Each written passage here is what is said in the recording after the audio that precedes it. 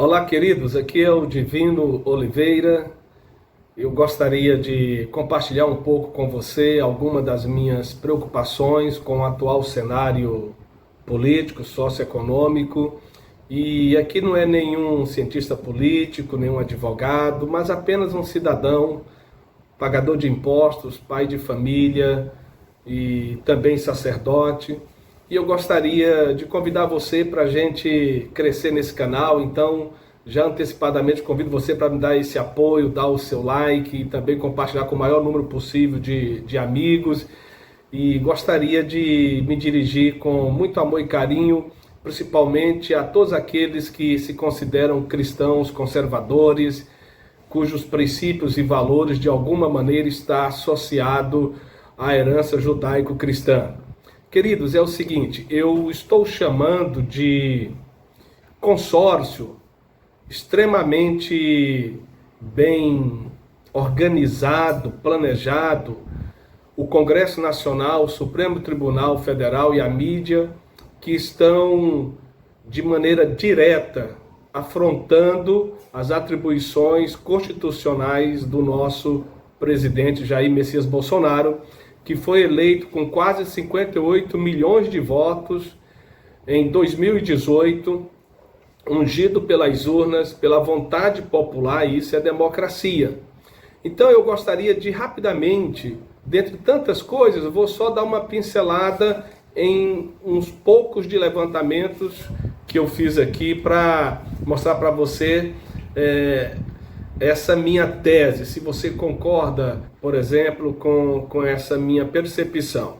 Então, quanto ao Congresso Nacional, por exemplo, o ano passado, o governo Bolsonaro editou 48 MPs, medidas provisórias, e enviou para o Congresso Nacional. Apenas 20 foram objetos de apreciação, e dessas 20 que foram apreciadas, apenas 9 foram aprovadas, chegaram até o final da tramitação, e 11 ou foram rejeitadas ou elas caducaram, não chegaram nem ter um presidente de comissão, relator, para poder avaliar a questão de mérito.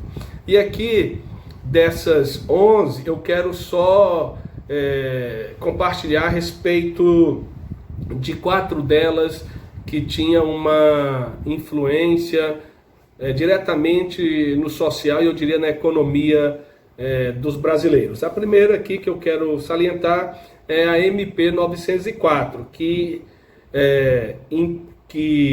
era a extinção do DPVAT, aquele imposto para quem tem veículos, que eu considero imoral, pois muito bem, ele continua, não é? Então essa MP nem sequer foi colocada em apreciação efetivamente. Então o DPVAT não foi extinto, como era o propósito do governo, para desonerar nós que possuímos veículos para pagar um IPVA muito mais barato. Também tivemos a MP 895, a chamada MP da Liberdade Estudantil. Essa MP tirava o monopólio da UNE, e nós sabemos que quem está por trás da UNE é o PCdoB, Partido Comunista Brasileiro, e a gente poderia então solicitar junto ao MEC, entrava diretamente no portal, e ali você solicitava gratuitamente e ela poderia ser digitalizada, aliás, disponível digital para você carregar no seu celular. Então, por exemplo, eu sou pai de 3 filhos, então nesse ano eu vou gastar em torno de 100 a 120 reais para as carteiras dos meus 3 filhos.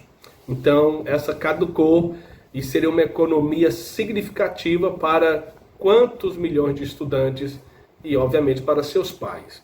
Uma outra MP, a 892, o governo queria tirar a obrigatoriedade dos empresários publicarem seus balancetes em um órgão de imprensa, em um grande jornal de circulação. Queria deixar apenas restrito ao Diário Oficial do Estado, onde estaria localizado a empresa, ou na CVM. E aí essa medida também não foi nem sequer apreciada e caducou. Veja a economia que os empresários teriam, e eles poderiam com isso baratear sua produção, gerar novos postos de trabalho. Isso seria ganho para a sociedade. O Congresso foi lá, sentou em cima e deixou caducar propositalmente. Uma outra MP, a 898, que estabelecia como política de Estado, não de um governo, o 13º salário para quem hoje é beneficiário do Bolsa Família, esse programa social que também contempla muitas pessoas no Brasil, alguns milhões. E aí o governo Bolsonaro chegou a pagar o 13º do Bolsa Família, porém não se tornou uma política de Estado, porque o Congresso sentou em cima e simplesmente deixou caducar. Então veja que o Congresso tem sido esse baluarte da trava, e eu diria que isso é uma sabotagem contra o presidente e contra a sua agenda de governo. Na verdade, o Congresso Nacional, ele sequestrou a pauta do governo no Congresso, e nós temos visto então o Brasil sendo retido na sua capacidade e possibilidade de se soerguer depois de termos sido quebrados pelos últimos governos lulopetismo. E aí esse é um dos elementos dessa tríade conspiratória. A outra é o Supremo Tribunal Federal. E eu quero ler um texto aqui no Diário do Poder, e gostaria de compartilhar com você, então, esse texto que é de Cláudio Humberto, um jornalista. Ele diz o seguinte: Congresso, nada. Oposição a Bolsonaro está no Supremo Tribunal Federal. O que ele diz? Jair Bolsonaro coleciona uma sequência de derrotas sem precedentes no Supremo Tribunal Federal em relação aos antecessores. Ministros mal disfarçam a antipatia pelo presidente e acabam usados por partidos de oposição como instrumentos para impor derrotas, anulando decretos, medidas provisórias, nomeações, projetos, campanhas, etc. Julgando contra o governo, ministros como o decano Celso de Mello, que foi indicado por Sarney, Alexandre de Moraes, amicíssimo de Temer, ex-PSDB, se desfiliou para entrar no Supremo Tribunal Federal, indicado por amizade pelo ex-presidente Temer. Então, e Luiz Barroso tem lembrado a Bolsonaro que a vitória nas urnas, preste atenção nisso, que a vitória nas urnas não garante o livre exercício das suas competências constitucionais. Queridos, eu não sou advogado, eu não tenho formação jurídica, mas será que isso é uma ameaça? Será que isso é uma intimidação? Será que isso é um atentado contra quase 58 milhões de votos de brasileiros, pagadores de impostos, que inclusive mantém essa corte e todas as suas regalias e mordomias? Queridos, isso é um escárnio, isso é uma afronta, não só ao Bolsonaro, mas ao que ele representa, a esses milhões de pessoas que o apoiaram, que continuam apoiando e que votaram nele, porque querem essa plataforma liberal na economia, livre mercado, livre iniciativa, mercado aberto e conservador nos usos e costumes. Então, esses dois homens, mas não só eles, toda a corte praticamente, tem lembrado ao Bolsonaro que, imagine, queridos, aonde é que está aí a chamada tão celebrada, que deveria ser preservada, democracia, respeito à vontade popular? A vontade popular está acima das instituições que compõe o chamado Estado de Direito. A maior instituição de uma república é o povo. Sem povo não há república. E eles estão aqui dizendo que o Bolsonaro não tem essa liberdade. Então quem tem um ministro da Suprema Corte que não recebeu um único voto para estar ali, alguns estão ali não é nem por competência técnica, é indicação política, interesses politiqueiros. Agora, o texto continua. Apesar da origem tucana, Moraes não fica no muro. Eles não se constrangem. São 5 decisões contra o governo em 35 dias, incluindo a desnomeação de Ramagem, de Alexandre Ramagem para a Polícia Federal, esse último episódio que vocês estão acompanhando ainda, os desdobramentos. O Supremo Tribunal Federal barrou ato que envolvia a FUNAI ao Ministério da Agricultura e, por unanimidade, impediu que Bolsonaro definisse políticas de isolamento. Vocês sabem que eles estão manietando o presidente, já que eles, o sistema, o mecanismo que está a serviço da maior organização criminosa chamada Foro de São Paulo, fundada por Lula em 1990, e todos os partidos de esquerda do Brasil, como eles não conseguiram impedir nas urnas, nem tampouco conseguiram assassiná-lo, então agora eles querem impedir através das ações judicializadas. Então veja, eles impediram o presidente Bolsonaro de estabelecer políticas de isolamento para os estados e municípios, deixando a cargo apenas dos estados e municípios. E nós já estamos vendo que o maior estado, economicamente falando, da federação, São Paulo, com todo o isolamento, também é o campeão de mortes. Nós sabemos que muitos daqueles números são inflados, são superdimensionados. Certamente, posteriormente, nós vamos saber muito mais do que está ocorrendo agora. Mas, queridos, veja, estão impedindo o governo Bolsonaro de governar através da judicialização de cada decisão do presidente da República ungido com quase 58 milhões de votos. Vejamos mais. O Supremo Tribunal Federal impôs derrota a Bolsonaro e anulou a medida provisória que extinguia o indecoroso DPVAT, além de impedir a extinção das sinecuras de conselhos federais. E aí eu fui fazer uma pesquisa, o que é uma sinecura?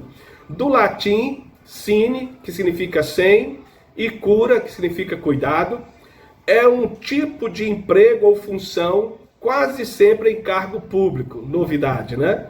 E que praticamente não requer responsabilidade, trabalho ou serviço ativo. Historicamente, as sinecuras servem como instrumento de poder dos governantes. Que surpresa! Que as concedem em troca de favores políticos. Que surpresa! Então, queridos, veja, o aparato estatal, todo aparelhado por aqueles que já se servem do aparato estatal.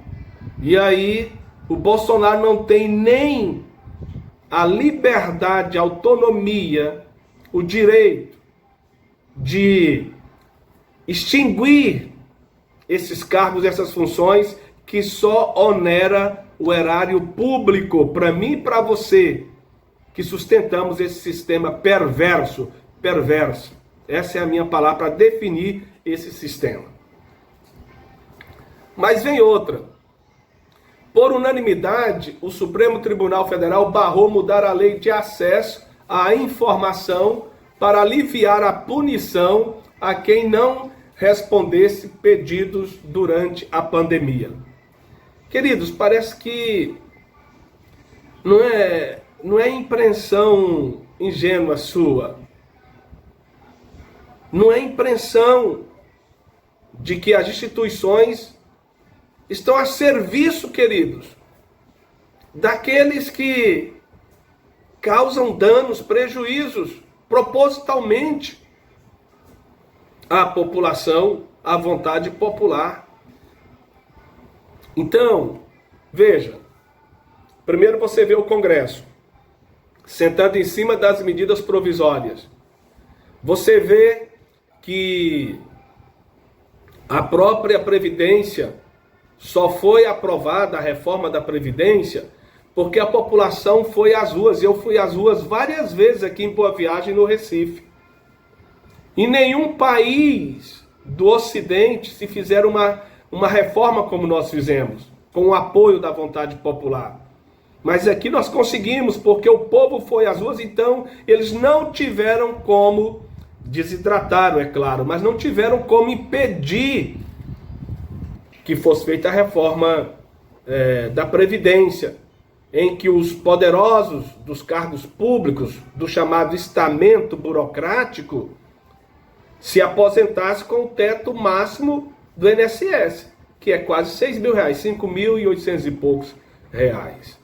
Agora, eu quero falar sobre o outro tripé dessa conspiração, dessa sabotagem, desse consórcio infeliz e maligno contra o Executivo Nacional, contra o Presidente da República. Eu quero falar então rapidamente sobre a mídia. Então nós temos uma mídia e personalizada sobretudo na Globo, que eu também já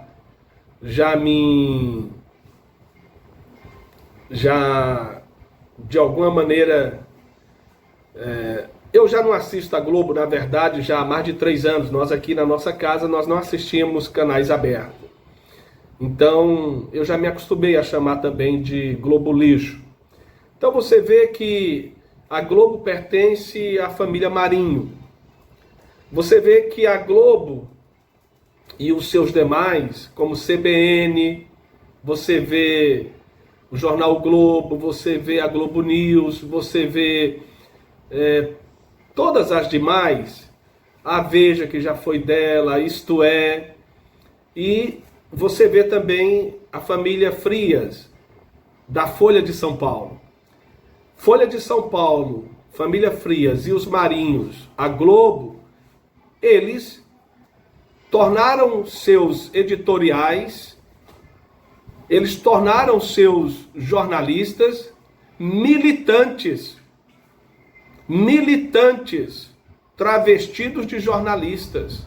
São esquerdistas, militantes, travestidos de jornalistas que atacam e distorcem o tempo todo as falas do presidente da República. Então, nós temos a chamada velha esquerda, nós temos a nova esquerda, nós temos os lacradores, nós temos os isentões, nós temos toda a mídia que ataca diuturnamente o presidente. Dizem eles, ele fala muito, mas certamente você, como eu, sabíamos que o Bolsonaro é essa pessoa, ele fala muito. Só que nós preferimos que ele continue falando muito, sem roubar muito, como fizeram os governos anteriores. Então eu prefiro um presidente que fala muito e que não rouba muito. Aliás, 1 ano e 5 meses sem nenhum escândalo de corrupção no governo federal. E isso é inédito na República Brasileira. Aliás, quinta-feira, o ex-presidente condenado Lula, ele disse ao UOL que um presidencialismo de coalizão para sustentar a democracia tem que ter o toma cá da lá, tem que dar cargos para ter a tal de governabilidade. Toma lá, dá cá é igual a corrupção, queridos. Por isso que eles quebraram o Brasil. E nós estávamos como que hipnotizados, dormindo em berços esplêndidos. Mas o Brasil, esse gigante, está acordando. Nós saímos dessa demência política. Queridos, e o homem falou sem nenhum constrangimento, como se fosse a coisa mais normal do mundo. Então nós vemos que esse consórcio, que antes tinha tal de independência, mas ao mesmo tempo harmonicamente, nós vemos essa tensão, essa retaliação nós vemos essa conspiração o tempo todo para derrubar o presidente. Por quê? Porque o que tornava possível a convivência entre esses poderes, executivo, legislativo e judiciário, era, queridos, o quero propina. E o presidente da República não se prestou a isso. Logo, esses indivíduos estão há 1 ano e 5 meses, eles estão como alguém, queridos, que é viciado, sabe? Como alguém que tem problema de dicção. Eles estão em abstinência de quero propina.